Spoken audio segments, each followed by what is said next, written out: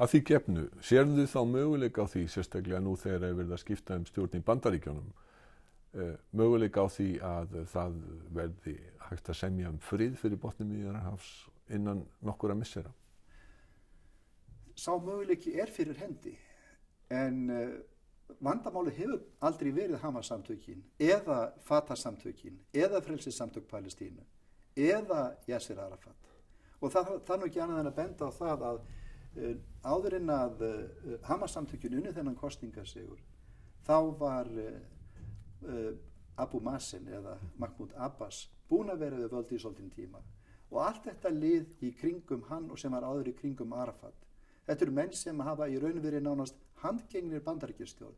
Þetta eru menn sem eru menntaðir í Bandaríkjunum upp til hópa, eins og til dæmis forsætisráðherrann sem að nú hjá Abbas, sem að hefur starfað árum saman við Alþjóðabankann, ef ekki líka Alþjóðagjaldeyrissjóðinn. Þetta eru menn sem að eiga í engum erfiðleikum með að ræða við Bandaríkjastjórn og hafa verið tilbúnir að semja réttlátan frið við Ísraels ríki árum saman. Það hefur aldrei staðið á Palestínumönnum, það mun ekki standa á þeim. Þetta snýst Ísraels ríki og þá stefnu sem það ríki aðhyllist. Og það sem við erum að horfa upp á í dag, það bendir til þess að Ísraels ríki stjórnist ennþá af öflum sem ætla sér alls ekkert að semja frið, sem ætla sér bara að hrekja Palestínumenn burt, sem eru að heyja núna útrýmingarstríð.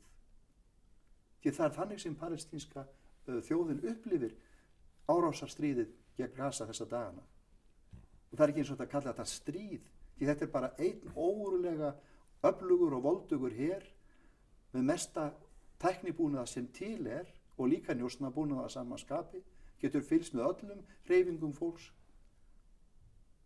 og síðan bara ráðist á það, varnarlaust. Þessi stríðsglæpir sem við horfum upp á núna, þeir benda ekki á neinn hátt til þess að Ísraelsríki sé tilbúið að semja frið.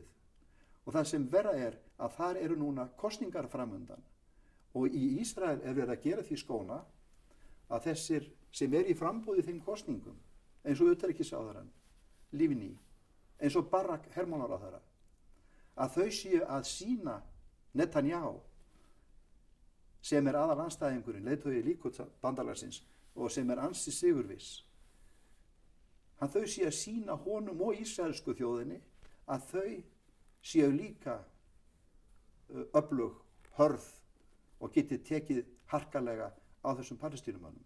Þau séu ekki leinari. Og Netanyahu, hann hefur aldrei haft minnsta áhuga á því að skila einhverju af herteknum svæðunum, eins og til dæmis að leggja niður landtökubyggðirnar eða að hætta byggingu aðskilnaðarmúrsins eða yfirleitt að skila nokkru landi. Þó ekki væri annað það að Ísraelsríki færi nú að koma sér að því að segja nágrönnum sínum og umheiminum hvar þau getur hugsað sér að landamæri myndi liggja. Þannig að það ljóst á þínu máli að þú ert ekki bjartsýnn á að friður finnist á næstu árum. Nei, því miður.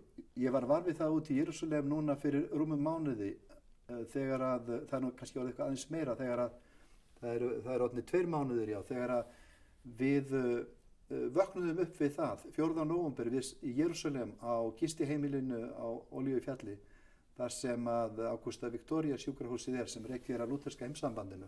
Þar var mikið af ungu bandarísku fólki og ég minnist þess hvað ég gat ekki annað en glaðst stórkostlega þegar að ég hlustaði á sigurræðu hins nýkjörna forseta. Og ég var ekkert einn það. En það höfði ekki verið bundan neinar sérstakar vonir við hann, vegna þess að þær yfirlýsingar sem hann hafði verið með, þær höfðu verið á þann veg. En maður getur ekki neitað sér það að trúa og vona. Og maður getur ekki neitað sér að trúa það að því hljóti einhver tímann að linna að Bandaríkin leggi blessun sína yfir stríðsglæpi eins og þá sem við horfum á í dag. Að Bandaríkjastjórn láti ekki annað ríki eins og Ísraelsríki fara með atkvæðisett hjá Sameinuðu þjóðunum eins og hún hefur verið að gera. Og eins og Olmert meiri sér leyfði sér að hæðast að ræs fyrir þetta, hvernig hann hefði stjórnað atkvæðið hennar. Það var að koma í yfirlýsingu af hálfu talsmann utanríkisráðuneytisins og forsetans það að ræs hefði alveg ráðið atkvæðið sínu sjálf. Sko þetta svo óeðlilegt ástand að þessu hlýtur einhver tímann að linna. En hlutinni þurfa að breytast og þeir þurfa aðalega að breytast í Ísrael og þeir þurfa að breytast í Bandaríkjunum. Og Takk, þetta flott endir. Já. Yes.